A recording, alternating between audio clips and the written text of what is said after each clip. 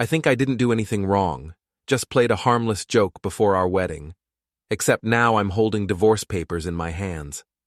All I wanted was a little excitement and maybe a reaction, but apparently he saw it as the end.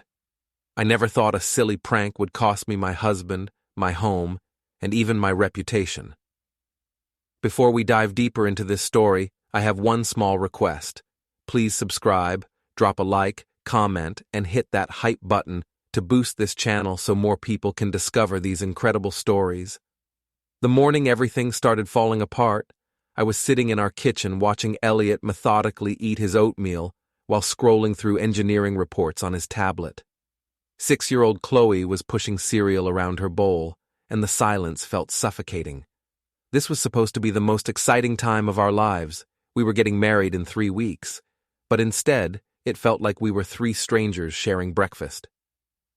"The Hendersons are having a barbecue this weekend," I said, trying to inject some energy into the room. "Maybe we could—" "Can't. Site inspection," Elliot replied, without looking up. I stared at him, waiting for more. An explanation, an apology, even acknowledgement that we hadn't spent a weekend together in over a month. Nothing. Chloe excused herself, leaving her half-eaten cereal behind, and I felt something snap inside me. That afternoon at work, I found myself scrolling through old college photos on social media. That's when I saw Jasper Vane's profile, still single, still charming, still posting pictures from trendy restaurants and art galleries. We'd been close friends in college, maybe a little flirty, but nothing serious. On impulse, I sent him a message.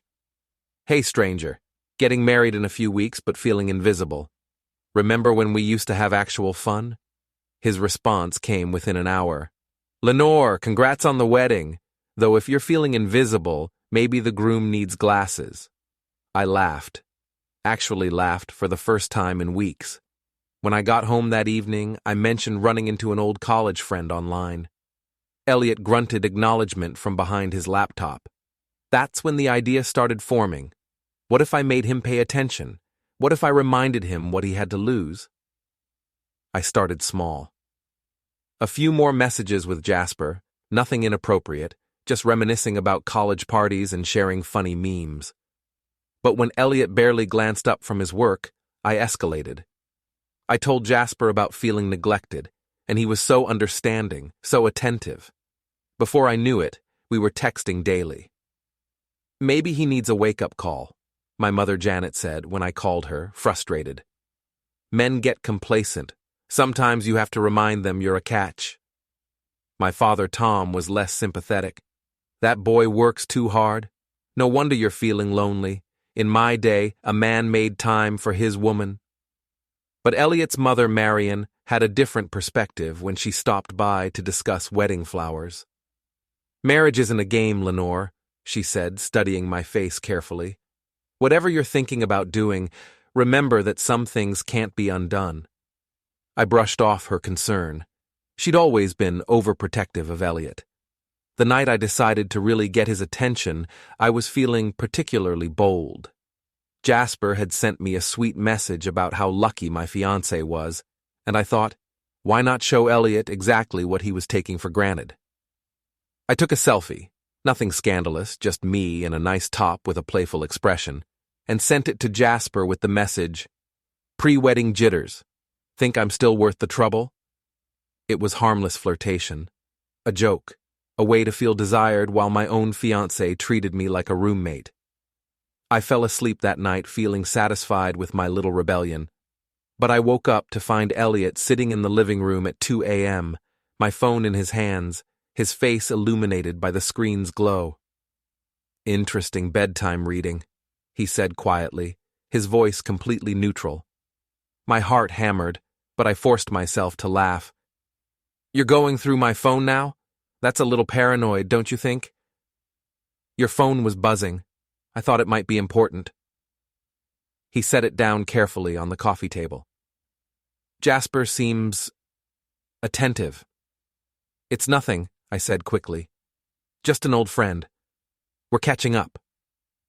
Elliot nodded slowly, but something in his eyes had changed. "I see." Well, I'm sure he's enjoying the catching up. The way he said it made my skin crawl, but I doubled down. You're being ridiculous. It's just texting. Of course, he said, standing up. Just texting. He went to bed without another word, leaving me alone with my phone and a growing sense that maybe, just maybe, I'd pushed too far. The next few days were torture. Elliot acted completely normal, making coffee, helping Chloe with homework, discussing wedding details. But there was a chill in the air that hadn't been there before. Worse, he wasn't reacting the way I'd expected. Where was the jealousy, the passionate confrontation, the desperate attempt to win me back? Instead, he was methodical, polite, distant in a way that felt calculated rather than emotional.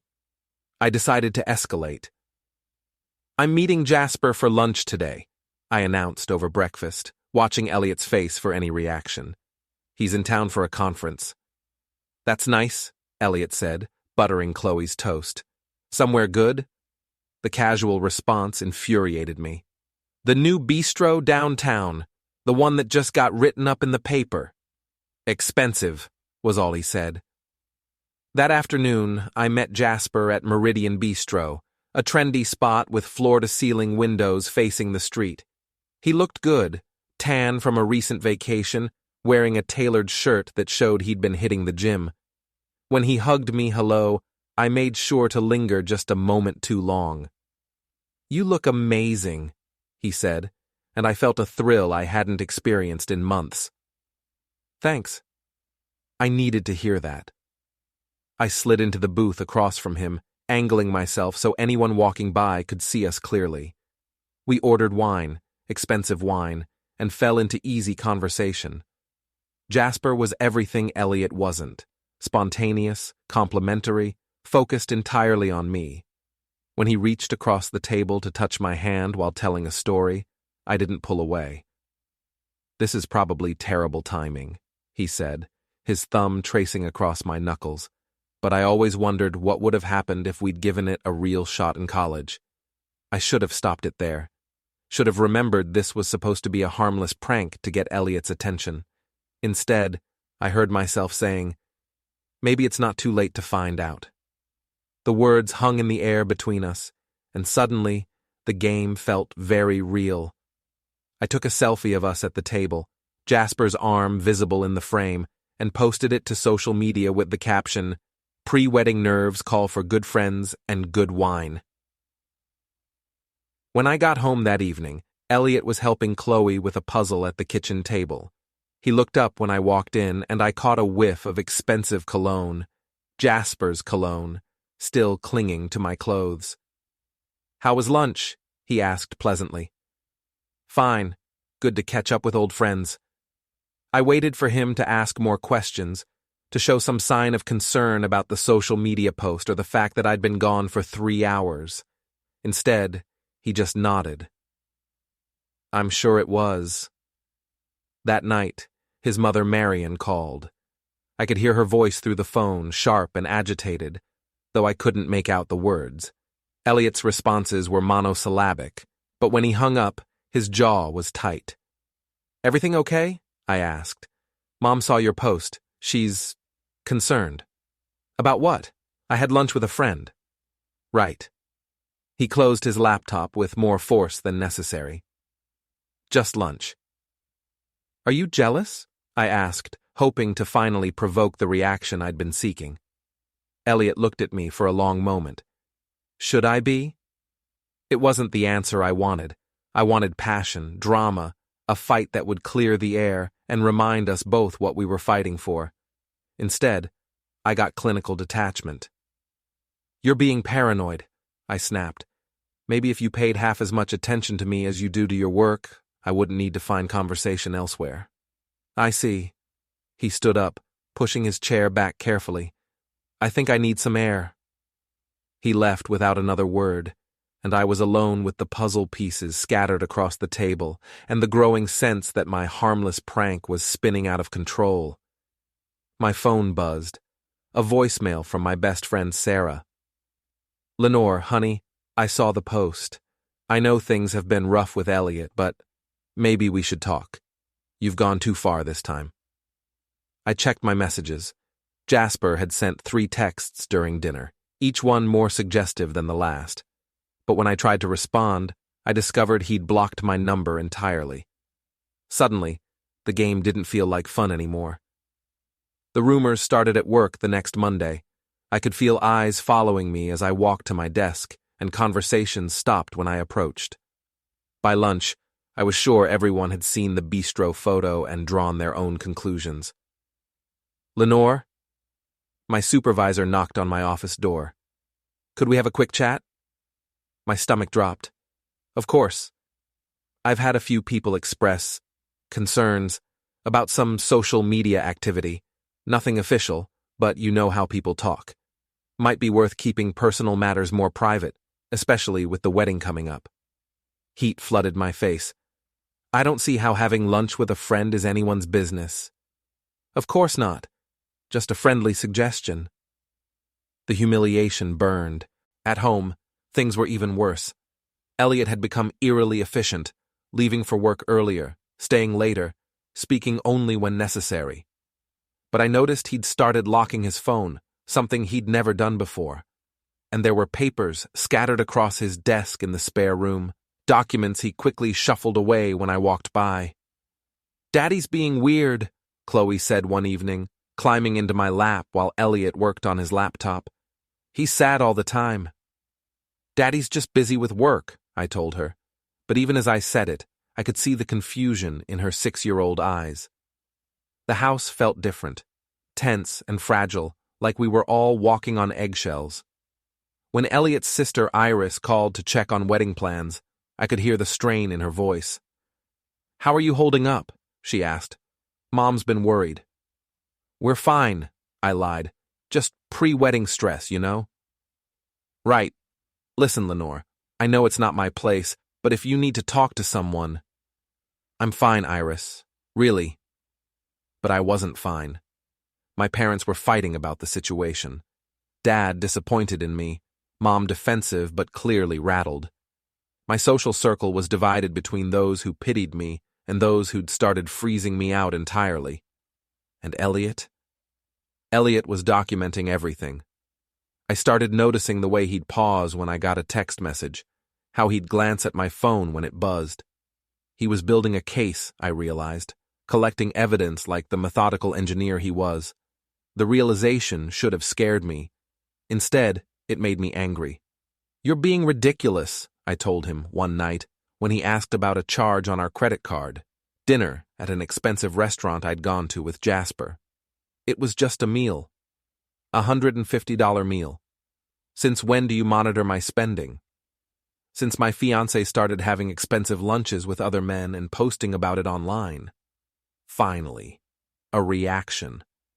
But instead of the passionate confrontation I'd been hoping for, his voice was flat, matter of fact. "You're making this into something it's not," I said. "You're the one who's been distant. You're the one who made me feel invisible.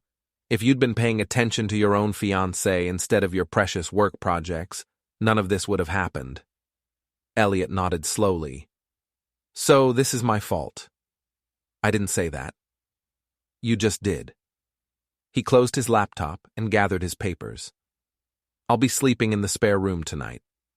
I think we both need space to think." The next morning, I found a calendar invite in my email. Meeting, attorney, dissolution of marriage, Wednesday, 2 p.m.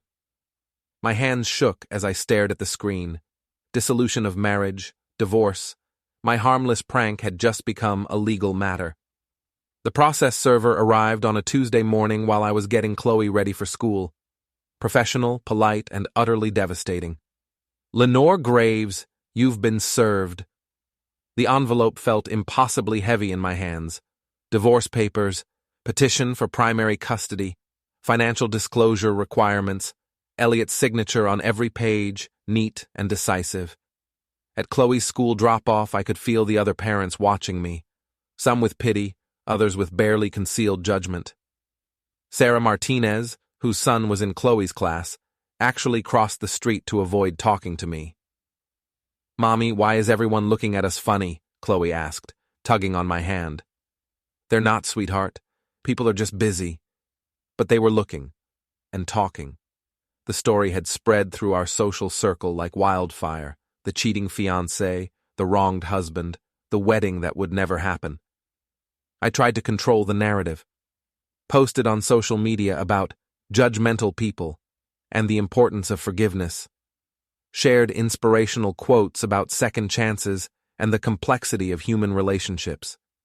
But for every supportive comment from my mother or aunt, there were 3 more expressing disappointment or outright condemnation. My father stopped answering my calls. When I finally reached him, his voice was strained. "I can't look the neighbors in the eye, Lenore. The Hendersons asked me about the wedding, and I had to tell them it was postponed. What am I supposed to say? That my daughter was running around with another man 3 weeks before her wedding? It wasn't like that." "Then what was it like? Because from where I'm sitting, it looks like you threw away a good man for some college fantasy." Even my mother's support came with conditions. "You made a mistake," she said during one of our tearful phone conversations. "But Elliot's being cruel. Divorce? Over a little flirtation? In my day, couples worked through these things." "It's not fair," I agreed. "I never actually cheated. It was just testing the waters." "Exactly. You didn't do anything irreversible. He's being vindictive." But when Marion organized a family meeting, without inviting me, I knew I was losing the battle for public opinion. Iris stopped responding to my texts. Elliot's friends, who had become our friends, suddenly had no time for coffee dates or casual dinners. The isolation was suffocating. Worse was watching Chloe withdraw, confused by the tension she couldn't understand but could definitely feel. "Are you and Daddy getting divorced?" she asked one night, the words sounding impossibly grown-up coming from her 6-year-old mouth. "Adults sometimes have disagreements," I said carefully, "but we both love you very much. Tommy's parents got divorced, and now he only sees his daddy on weekends. Will I only see Daddy on weekends?" The question hit me like a physical blow. In all my scheming and justifying, I hadn't fully considered what this would mean for Chloe. She adored Elliot, and he was an incredible father, patient, involved, consistently present in ways I was only now realizing I hadn't been. When the custody paperwork arrived, requesting primary physical custody for Elliot with supervised visitation for me, I finally understood how completely I'd miscalculated. This wasn't a game anymore. It never had been. Elliot's attorney was a sharp woman in her 50s who looked like she'd seen every variation of human stupidity and had little patience for any of it. When I walked into her office for the settlement meeting, she had 3 thick folders spread across the conference table. "Mrs. Graves," she said without preamble, "let's discuss the evidence." Evidence. The word made my mouth go dry. The first folder contained printed screenshots of every text message between Jasper and me, organized chronologically. Seeing them laid out like that, clinical and damning, made me realize how they must have looked to someone else. The flirtation that had felt playful and harmless in the moment appeared calculated and deliberate on paper. "This one's particularly interesting," the attorney said, pointing to a message I'd sent after our second lunch.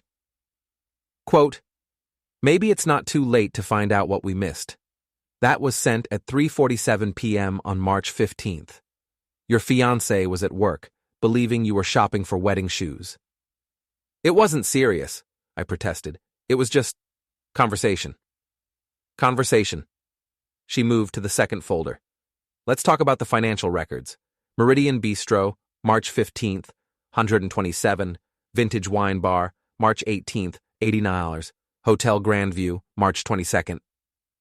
"I never went to a hotel with him." "No, but you made a reservation. Canceled it the same day, but the booking fee was non-refundable. $50 to reserve a room you never used. Why would you do that, Mrs. Graves?" I couldn't answer because I didn't have a good answer.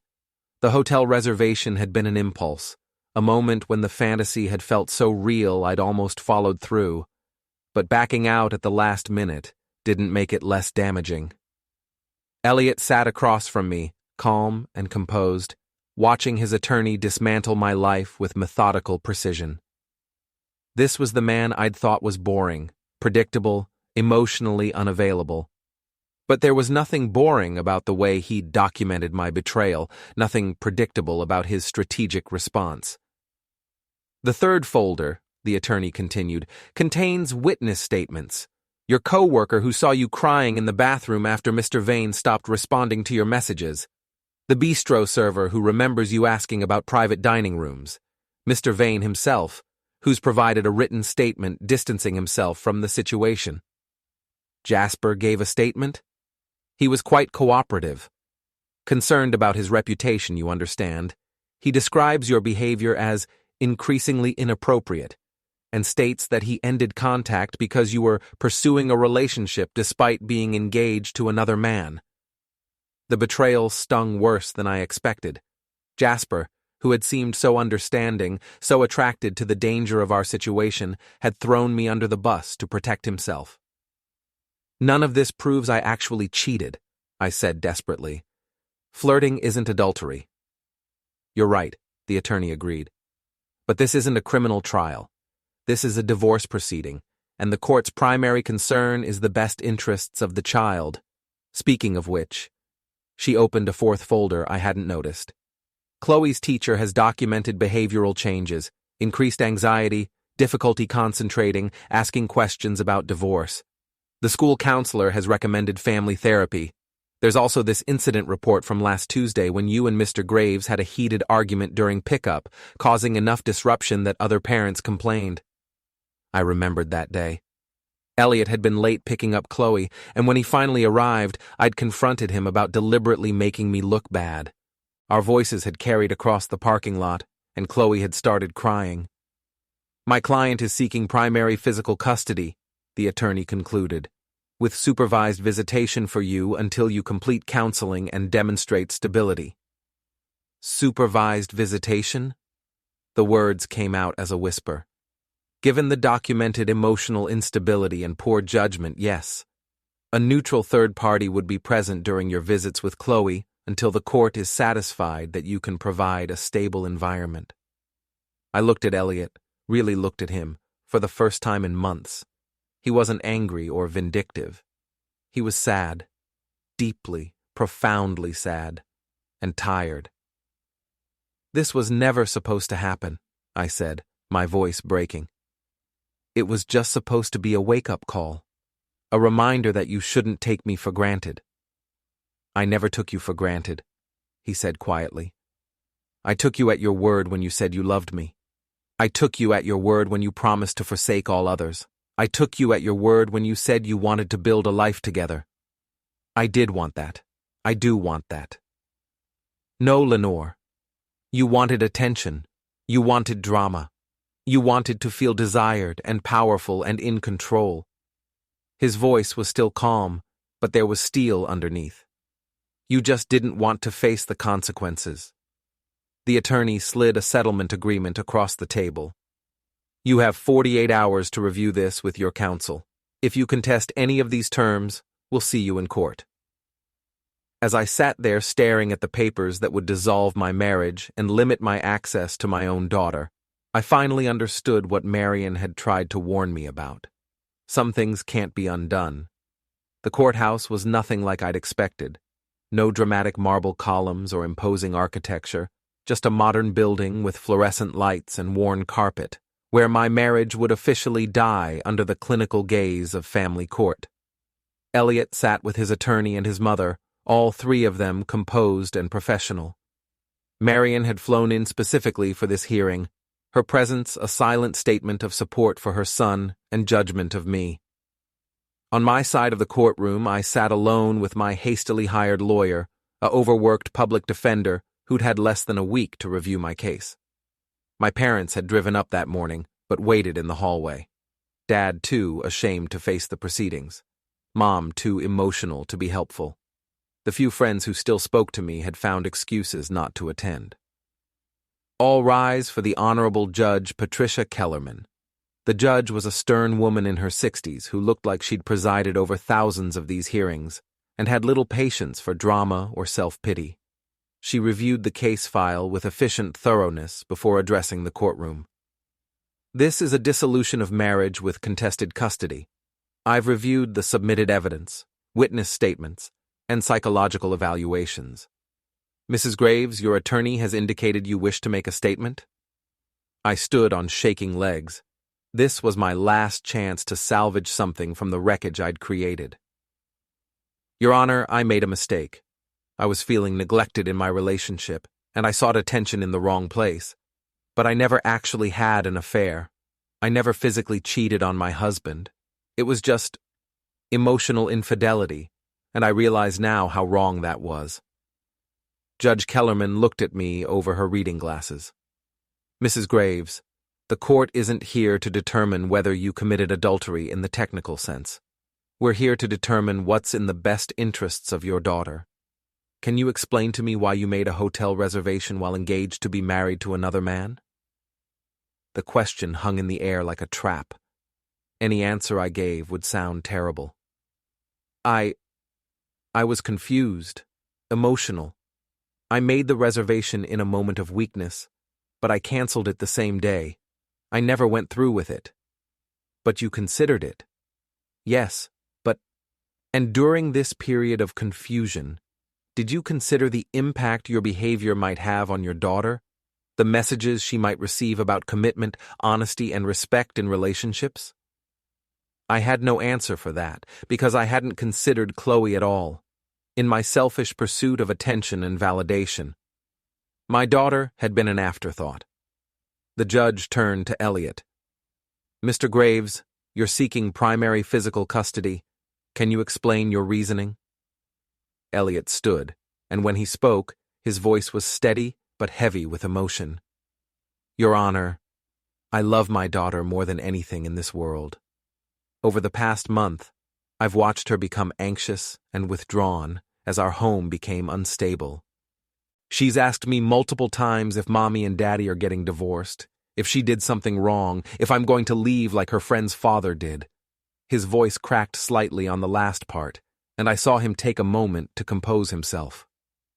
I don't want to keep Chloe from her mother, but I need to provide her with stability, consistency, and an environment where she feels secure.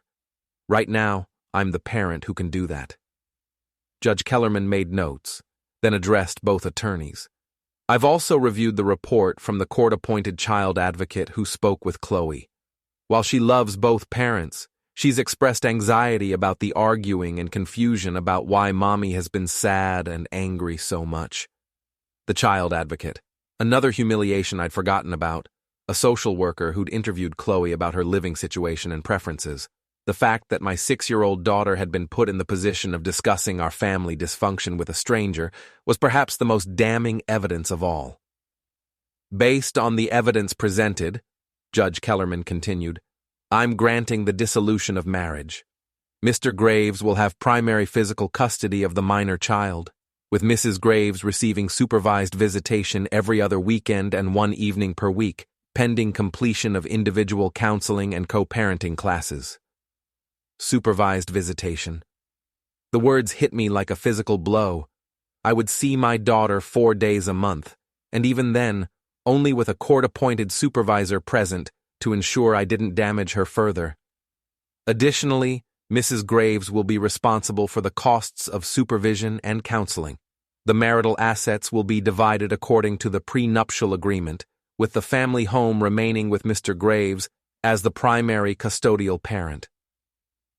Prenuptial agreement.